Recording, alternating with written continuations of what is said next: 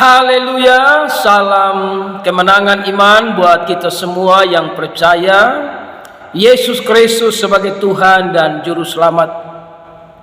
Saudara-saudara, indahnya kita yang menyembah Yesus, sekalipun dihina, diolok, diejek, tapi kita adalah orang-orang yang paling berbahagia karena memiliki Juru Selamat yang luar biasa, bernama Yesus Kristus Tuhan. Saudara, saya ingin menjawab sebuah komentar yang ada di channel YouTube saya. Isi komentarnya berkata, kalau emang dia anak Tuhan, kenapa kalian bunuh? Anak Tuhan aja kalian bunuh. Gimana kalian bisa taat mak Tuhan kalian? Jadi komentar ini dia menuduh bahwa orang-orang Kristen yang membunuh Yesus.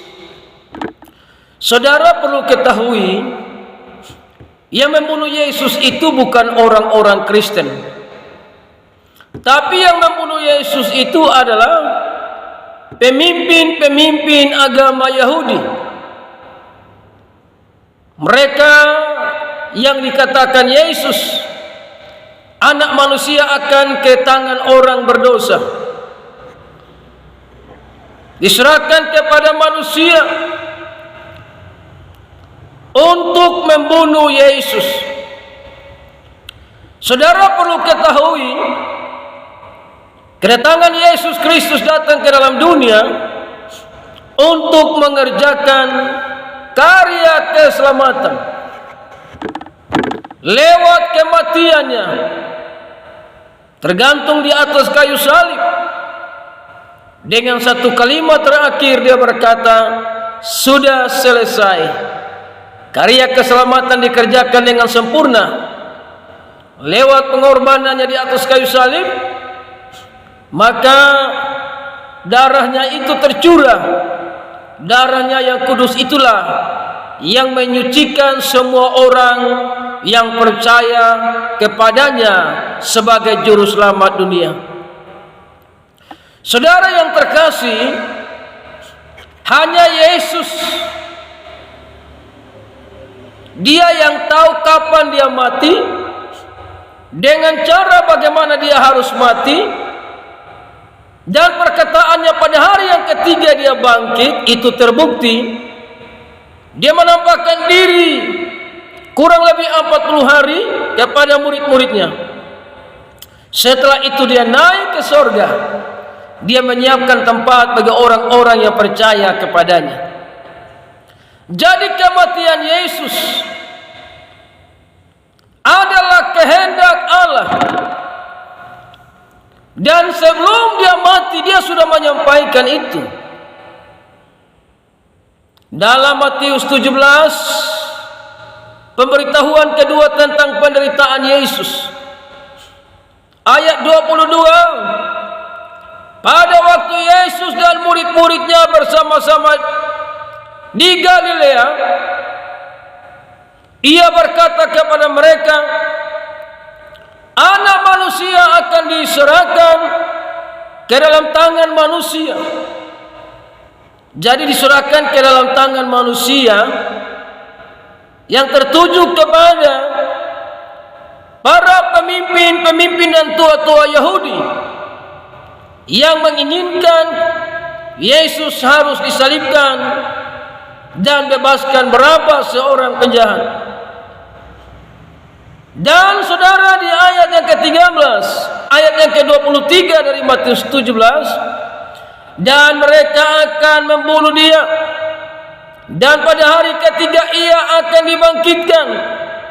Maka hati murid-muridnya itu pun sedih sekali. Jadi Yesus sudah tahu bahwa dia akan mati, dia akan dibunuh. Namun hari yang ketiga dia akan dibangkitkan.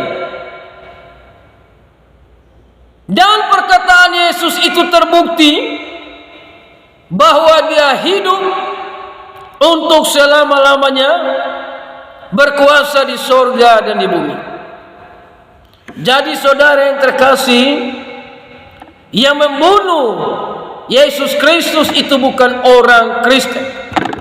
Makanya dalam komentarnya, kalau emang dia anak Tuhan, kenapa kalian bunuh?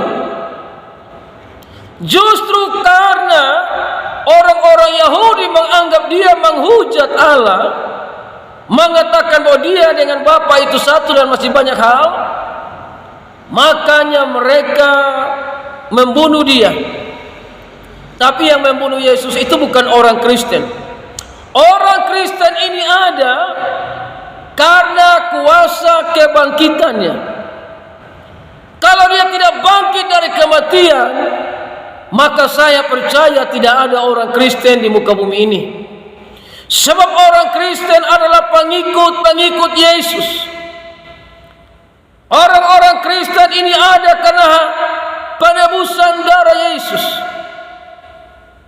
Sehingga kalau saudara berkata, kenapa kalian bunuh? Saudara harus tahu yang bunuh Yesus bukan orang Kristen.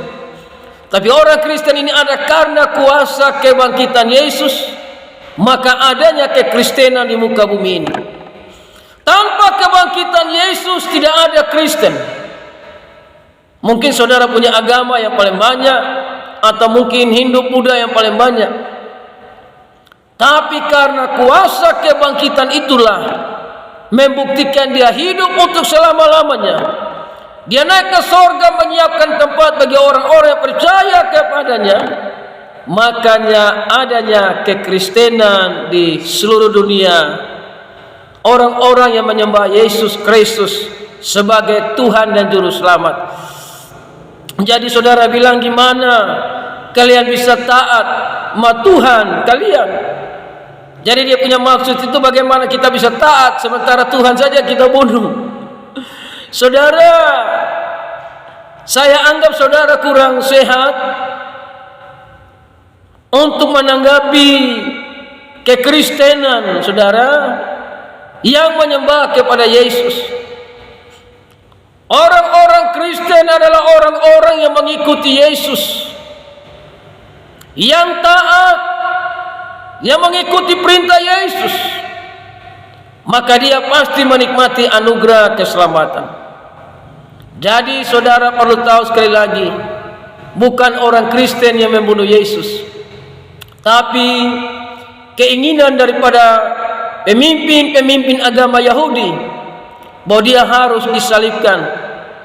Tapi lewat kematiannya itu, maka dia bangkit dari kematian sesuai dengan ucapannya, membuktikan kepada dunia bahwa dia adalah juru selamat dunia yang harus disembah di dalam roh dan kebenaran. Karena memang dia adalah juru selamat dunia. Tidak ada juru selamat selain Yesus. Makanya mari datang buka hati bagi Yesus, percaya kepadanya, maka saudara pasti akan menikmati anugerah keselamatan. Jadi kami taat kepada Allah di dalam Yesus, karena Yesus dan Allah itu satu. Orang tidak bisa melihat Allah, tapi orang bisa melihat Allah di dalam Yesus. Sama seperti dalam perjanjian lama, orang tidak bisa melihat Allah, tapi orang bisa melihat Allah di dalam malaikat Tuhan, karena malaikat Tuhan datang kepada manusia. Jadi saudaraku yang terkasih, Kristen itu ada karena Yesus bangkit daripada kematian. Kalau dia tidak bangkit dari kematian, Kristen pasti tidak ada di kolong langit ini. Sebab itu tanggapan Anda tentang kematian Yesus sangat salah besar, tidak sesuai dengan apa yang dikatakan Alkitab. Tentunya apa yang dikatakan Alkitab itulah firman Allah, ya dan amin. Tuhan memberkati saudara.